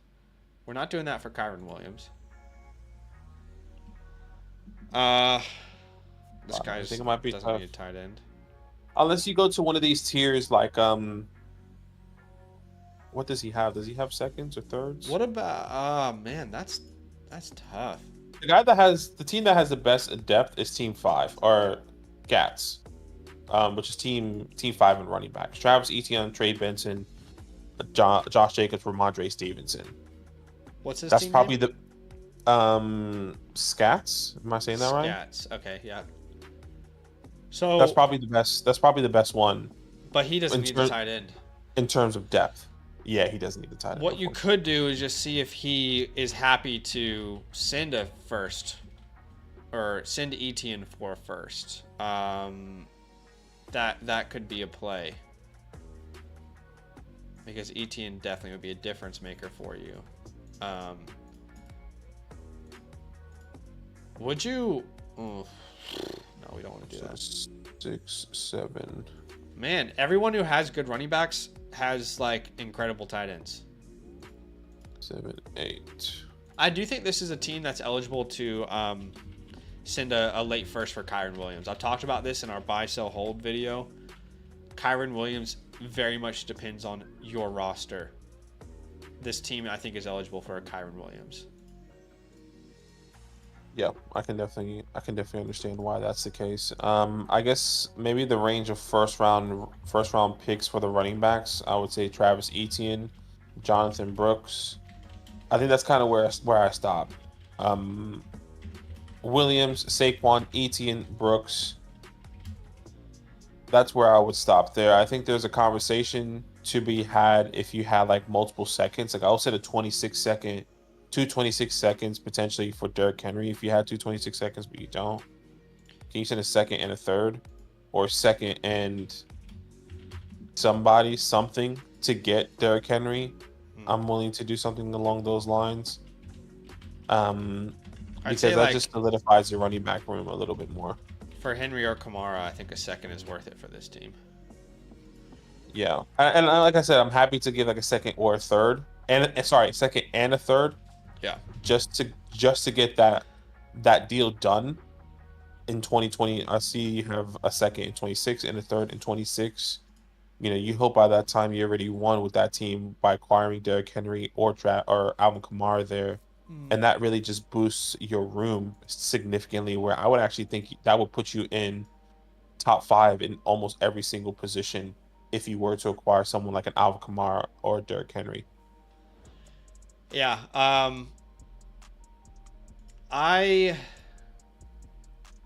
This team's in a great spot. I mean, that's what I will say. You should feel very good about the team that you've built. I mean, you've got good wide receiver depth. You've got good running backs, incredible quarterback room, and 2 very good tight ends in a tight end premium format. Yep. It's just about those little tweaks, those little transactions, or sometimes big transactions that can kind of put us over the top, I'd say. It's so difficult because I'm in a position where I'm like in a league where I want to buy running backs, but all the running backs that I want to buy, people want a first for them, but I'm not willing to give a first for them. For example, Isaiah Pacheco, people want a first. I don't feel as comfortable paying a first for Pacheco. I just don't know that they're going to extend him. Maybe they will. Maybe they won't. People want a first for like Derrick Henry. I just can't get there. So I can get there for Derrick Henry in the first. I can't. I can't send a first round pick for a 30-year-old running back. I don't care who it is. Yeah, I get it. But you would be willing to do it? I would be willing to do it for this team. And you have the capital, and it's a late first. You know, Okay. like I mean, look at your Cho ass up. Jalen Hurts, Joe Burrow, Jameer Gibbs, Jonathan Taylor, Amon-Ra, Hill, Pittman, Adams. Wide receiver room is not the strongest, but he has Trey McBride, Travis Kelce with Jake Ferguson. I mean, this guy is definitely a top contender here with you, and you have his first. If I can do that for Derrick Henry and to maybe solidify that for myself, I'm willing to do it.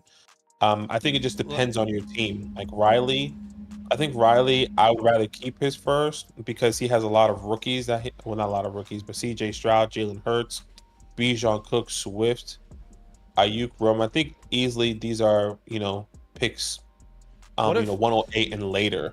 What if I told you that Jonathan Brooks might be the RB 5 to 7 in next year's class? Would you still send a first round pick for Derrick Henry? Jonathan Brooks is the RB 5 to 7 in next year's class. You still want to send that first for 31-year-old Derrick Henry?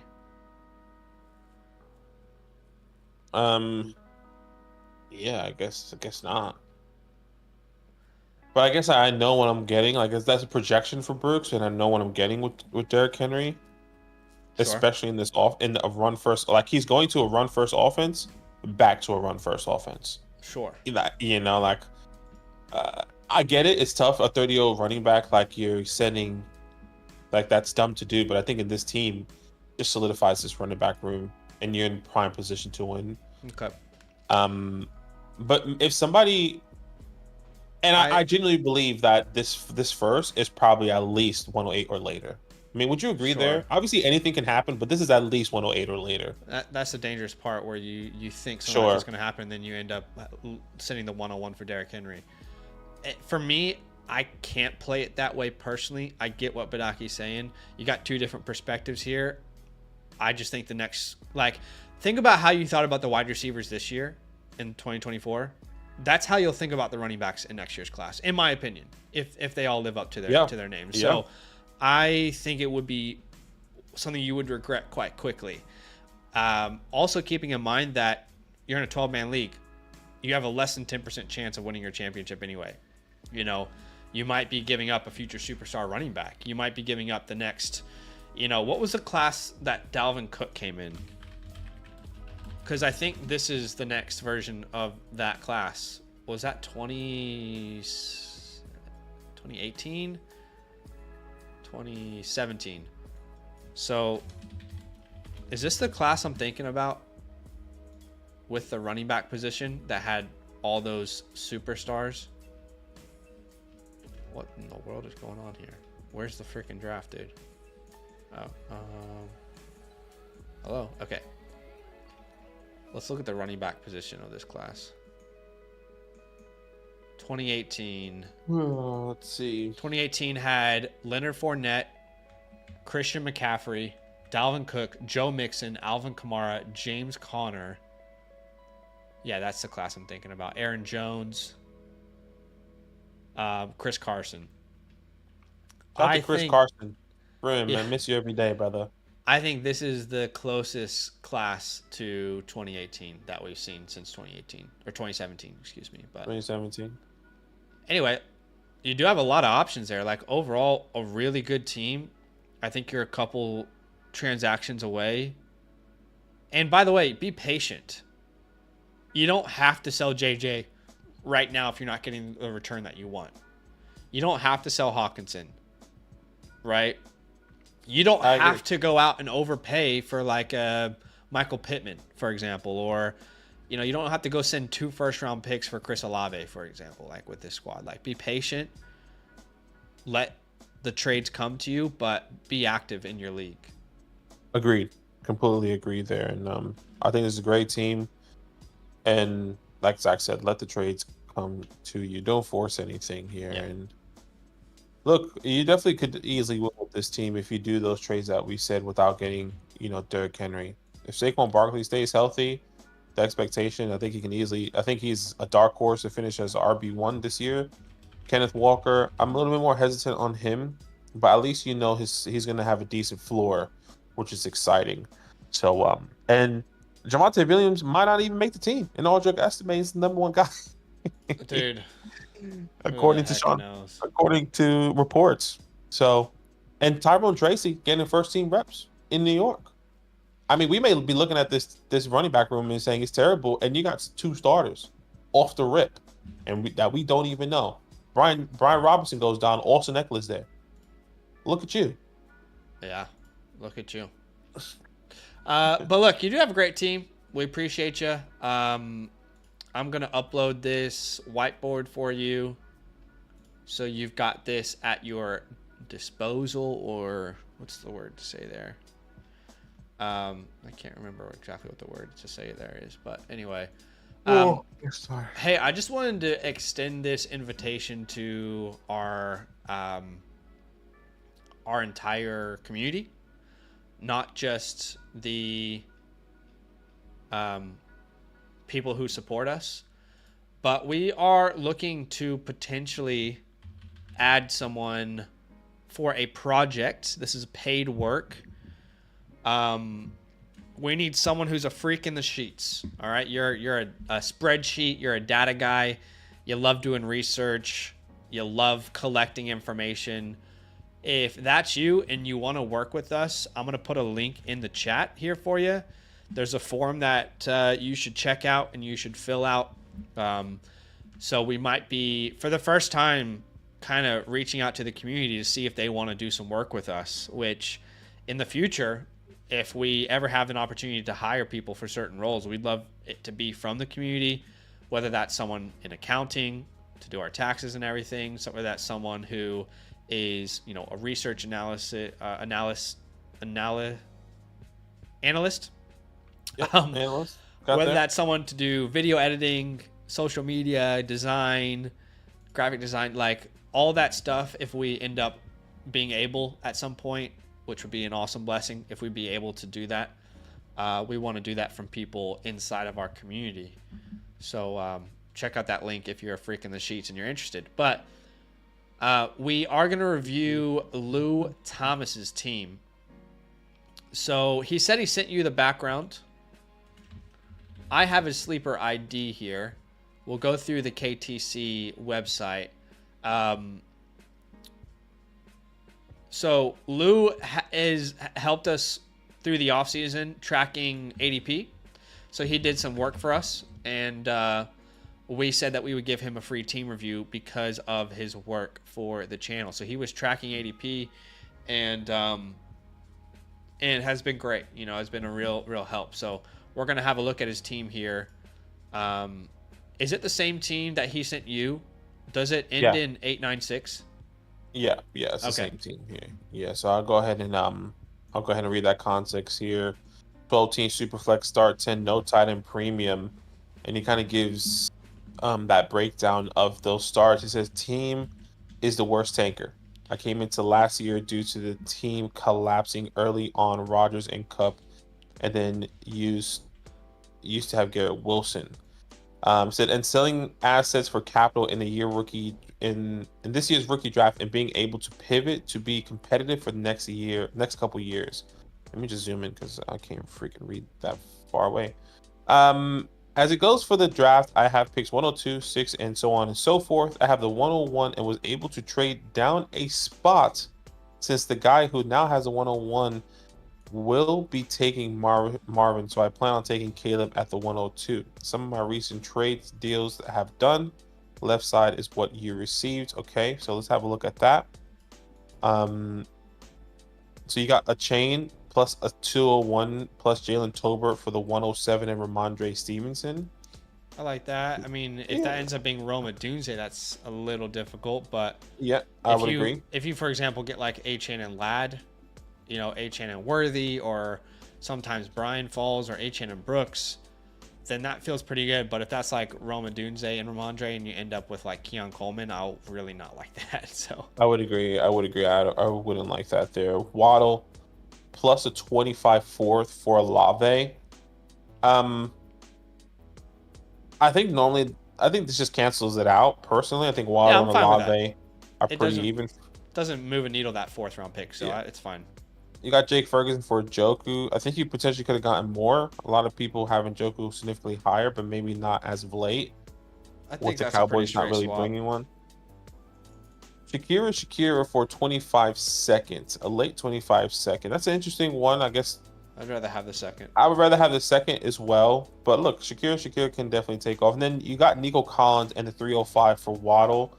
I personally like this trade. Yeah, I think you got good value with that 305 as well. I think that's kind of the end. Javon Baker, that can be Jalen McMillan there, a good depth piece potentially on how you potentially see that. I'd rather have Nico, and I have Nico higher in my rankings. Do you know what his team name is? I don't, but I'm pretty sure he's in the chat with us. I think it's Liam. Jigba's in Paris, I think. Yeah.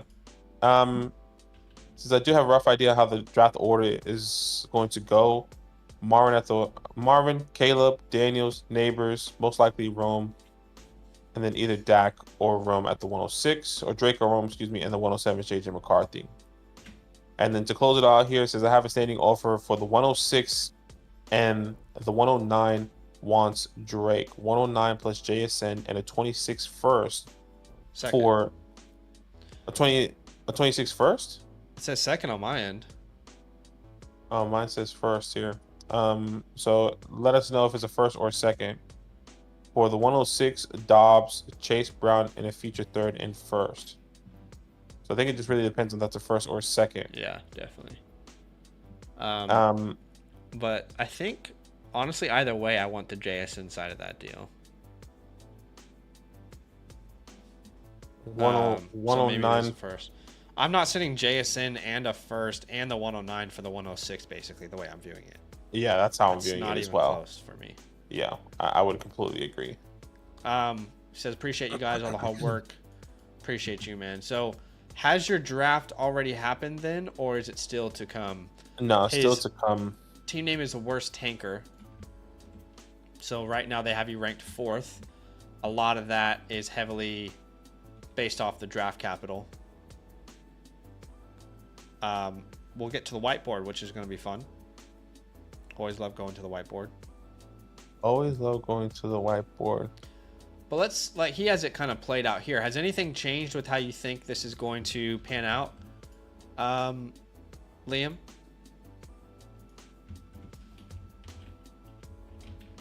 Has anything changed, or does it still feel like this for you? So the 101, he says Marvin. The 102, he's going to go get Caleb. Okay, we've seen that in a couple leagues. He thinks the 103 is Jaden Daniels. The 104 will be Neighbors if he's there. The 105 is either Drake or Rome. And the 107 is Brian Thomas. Confirmed. He says 101 is definitely Marv. 102 is Caleb, so that's all the same. 103 is Jaden, then Neighbors, then Rome. So he is going to go Rome at the 105. 107 is going JJ McCarthy. Okay. So that means you're going Drake May then. I assume at the 106. Right? That would make sense. I mean, yeah, I personally would be going Drake May at the 106. And I think it just depends on how you feel. I would always be taking the quarterback, as much as I love Rome. But he says unless I trade the 106, which you had that in your inbox. Technically, the 109 Jason, the 26 first for the 106. Yeah, no, like Dobbs Chase. So you're saying you can get the 109 JSN and a first for the 106? If I'm getting the, I'm doing that in a heartbeat. Yeah, I'm doing the 109 JSN and 26 first, because that 109 could still be BTJ, Lamba Conkley, Xavier Worthy, Brock Bowers. Those are all the guys that you could potentially be getting there at that 109 there, and you get an extra 26 first in the future. This isn't like a small league either. It's 12 man, start 10. So that's still like a pretty decent sized league. So JSN has, I'd say, a lot of value. And all you're sending is the 106. You still stay in this draft, just 3 spots back. I know it's a different tier, but then you send Dobbs and Brown. Like, no disrespect, I don't care all that much about losing those names. And if you do that trade, I'm assuming, Liam, that they're going to be taking at the 106 Rome Odunze or Drake May. Like, what is your expectation if you were to do this trade? He's saying Odunze is definitely gone at the 106, so I'm assuming it would be May or McCarthy. He says Brock is confirmed at the 108, which means at the 109, let me pull up my rankings. I haven't looked at my rookie rankings in a Okay, 106 wants Drake. So at the 10, you'll be with the option of Bo Nix, Brian Thomas. You can go wherever you want there. You can go Bo Nix. You can go Brian Thomas. You can also trade back again. We haven't even looked at your team yet. We probably should. Yeah, let's have a look at the team before we go any further here.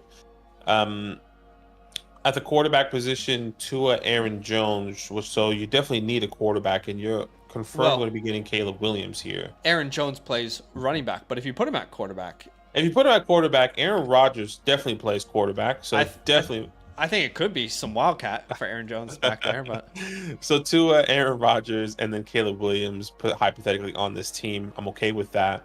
I'm still one. By the way, sorry, Liam said JJ's going at the 107 now because the guy wants to fuck over the 108 guy, which is hilarious. But sorry, so like a room of Caleb Williams, Tua, and Aaron Rodgers isn't bad. That's not bad. No, it's not bad at all. Running backs, Bijan Robinson, Devon, Tamir White, and the list goes on. I think the running back room is great.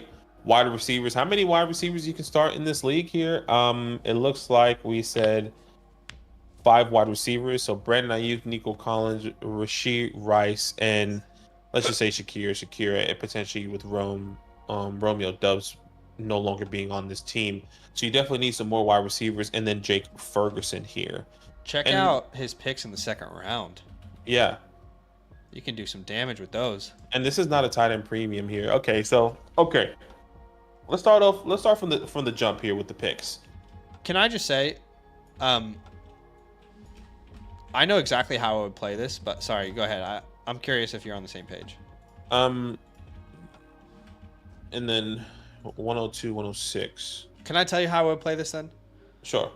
I do not care what happens at the 109. I don't care at all. I'm taking this trade, and then I am trading back. Like, if this is me, I am trading back anywhere inside the top 12. 110 to the 112. Does that net me what? What does that get me in return? Does that give me, like, let's see who has the 110, the 111, the 112. If you can help me find those guys. Yeah, 111 is team 2.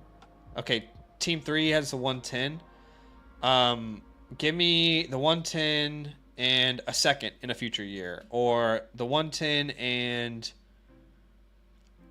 I think even like, that might be risky actually. But yeah, I would do 110. I would do 110 in a future pick. I wouldn't do the players. I don't know if you were going to say I was these running backs or wide receivers. And this only works, by the way, if he is in love with one of the players on the board. Otherwise, the guy's like, I don't care. This deal isn't happening. Who does the 111 have on his team? 111 doesn't have too much. I think one guy that comes to mind for the 111 is, I don't know how you feel, but Jahan Dotson. Okay. I'd rather go like the Hollywood Brown route or a Brian Robinson. Sure, I'm happy to do too much though. I'm happy to do something like that, but yeah, I do believe it might be a lot. B-Rob or what did I say? Hollywood Brown or Dotson, you said. Can I tell you what I'd rather do though? I would rather do a pick swap in the second round. So I'll give you the 109 and I'm going to give you my 207. And you're going to give me the 111 and the 203. Is that what they have? They have the 203, yeah, correct. That puts me in a range I want to be. Not that the 207 is bad. You could even try the 301. See if he bites on that. I think that actually makes a lot of sense. Okay, so he says 110 and the 111 aren't looking to trade up. 112 already has a 108.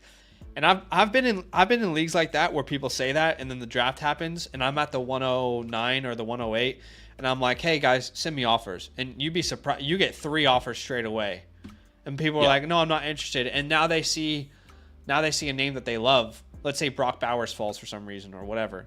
Brian Thomas, someone loves him. A video comes out about Brian Thomas just dominating before your draft.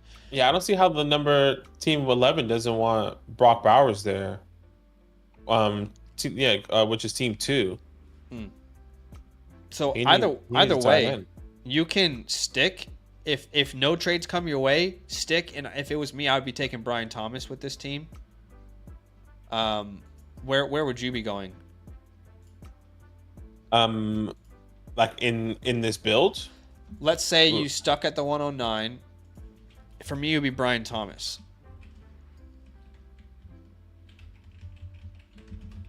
At the 109, if he had Drake May, yes, it would be Brian Thomas Jr. for me. No, we're not talking about Drake May.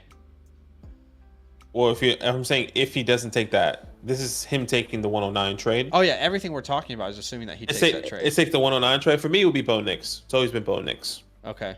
So Bo Nix is available. In my rankings is Bo Nix, Brian Thomas Jr., and then Ladd McConkey. The reason I always pass on Bo Nix is because I know I can get Michael Penix much later. Sure. So for me, I would spend one of these 2 picks on Michael Penix instead. Yeah.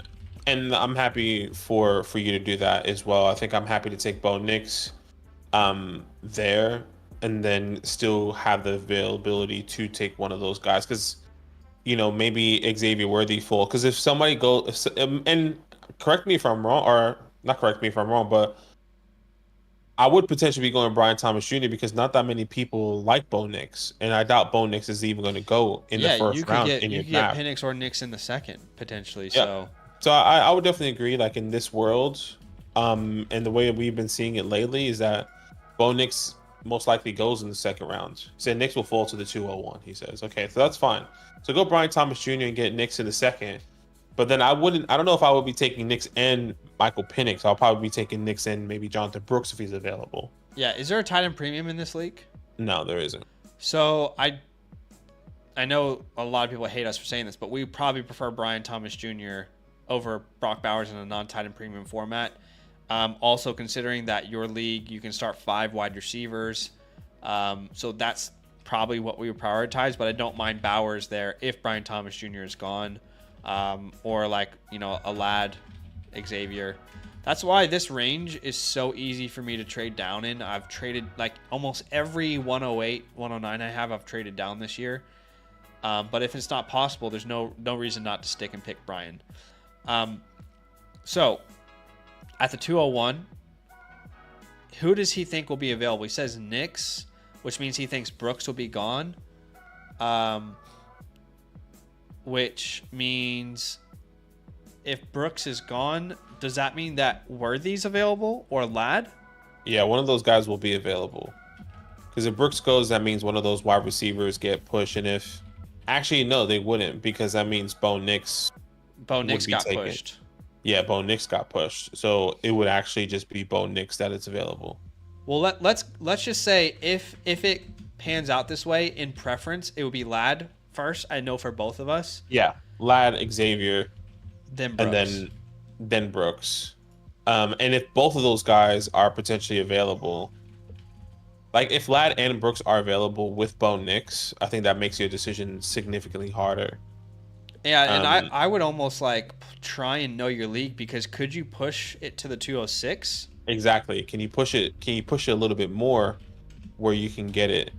Or maybe even trade back like from the 201, from the 201 and maybe go to the 203 or the 204, knowing that you're going to be landing either, let's say the guy at the 204 wants Ladd McConkey, or the 203 wants Ladd McConkey, and he can trade up, and then you let him make the decision for you, right? And then you can make those things. Even in that deal where we talked about moving back and getting the 203, that would benefit you a ton because you can just grab Ladd, Penix, or Nix or whoever you want there, and then you don't have to like push it back. You can just go for it.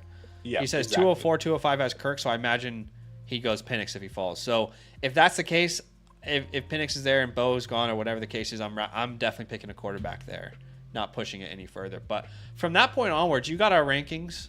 You know what our 206 is. We'd probably go Ricky Pearsall, a Keon, a Leggett there. We like Polk, Burton in the late second, early third with your team. I definitely think you're eligible to add a Jalen Wright, a Marshawn Lloyd, a Blake Corum. A Lloyd, a Wright, a Corum are all great options there. The 305, I know I love McMillan there. I know Badaki loves Corley there. Yeah, Corley's going there. Javon Baker's been going there. So best player available, yeah, and for the 401. Why don't we paint the picture of best case scenario for you? All right. So Caleb Williams at the 102. If you stick at the 109, which it sounds like you're saying you're going to have to, you get Brian Thomas Jr. You get Ladd McConkey. You get Michael Penix. You grab a wide receiver there. You grab Marshawn Lloyd, McMillan, and then you add JSN and a first-round pick still. That's crazy. That's one hell of a haul from your NFL from your rookie draft. So Yeah, all of a sudden you got a roster that is massively improved. You've got Caleb Williams, Tua Tags, Michael Penix, Aaron Rodgers. Beautiful. At running back, you got Bijan Robinson. We add Marshawn Lloyd, or maybe Brooks, but in this scenario, we add Marshawn Lloyd. We got Devon Achane. We got Zamir White, Jalen Warren. We're set. At wide receiver, we add Brian Thomas Jr. We add Jackson Smith and Jigba. We add McMillan. We add Ladd McConkey. With a room that has Ayuk, Collins, Rice, that's beautiful. We had another first-round pick. We still have Jake Ferguson, who is a fine starter, especially in a non-tight end premium format. That'd be a dominant draft. And that's not even including the 206 and the 207, which can add on Pearsall, a Leggett, a Keon Coleman, if you like, and then Mitchell, a Jalen Polk. So, like, the wide receiver room can be even deeper. Or maybe that's a tight end that you like. We've seen, I mean, I haven't taken him that early, but we've seen Benson not go in the middle of the second, late second, if you wanted to get that another tight end. So, like, there's definitely more opportunity for you there in this draft. So this is a great draft, great team so far, Liam. Appreciate you. Thank you so much for everything that you do for us, which is awesome. Yeah. And this is a great team. Very good team, man. You are on the right path. And there's a chance if these rookies hit that you could really go out and compete this year. He says, I was thinking Theo at the 305. I don't know how you feel, but that feels too early for Theo. 401 is more Theo's range. But honestly, I would be looking more at like a Tracy, at the 401 or some of these running backs. Yeah, Tracy or Theo Johnson there. I think they consistently going in the fourth, unless it was probably me reaching for one of them. I've reached for Tracy when my only pick was in the third, and I was like, I'm taking him at like the 307 or something like that, or 308. So, yeah. That's true. He could get pushed up. He probably gets pushed up, but I don't think he's deserving of it because there's so many other names I'd rather have still. And I could be wrong, but it's very rare that guys with his draft capital ever become like fantasy relevant players. Yeah, we'll wait and see what that looks like for Theo. But where did he go again in the NFL draft? Do you remember? He went in the fourth round. He went in round 4.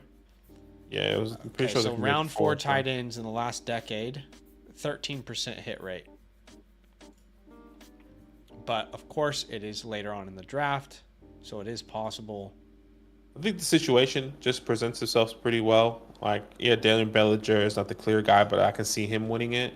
But I think Theo Johnson is the better athlete, is the bigger tight end. I think he can play more as a better blocker, potentially as a better passer, and so on and so forth. So I think that Theo Johnson's ceiling is higher, but I don't know if I'm taking him at the 305, even with the Darren Waller news. So... Yeah, I agree. Actually, I can send this as text to you. But that is going to be it. We appreciate you, Liam. We appreciate everybody else. Liam, thank you for the work that you do for the channel. And if anybody's watching this and they want their team reviewed, it's very simple. All you got to do is become a Mother Flocker member with the promo code LAND. We put a direct link in the chat there for you.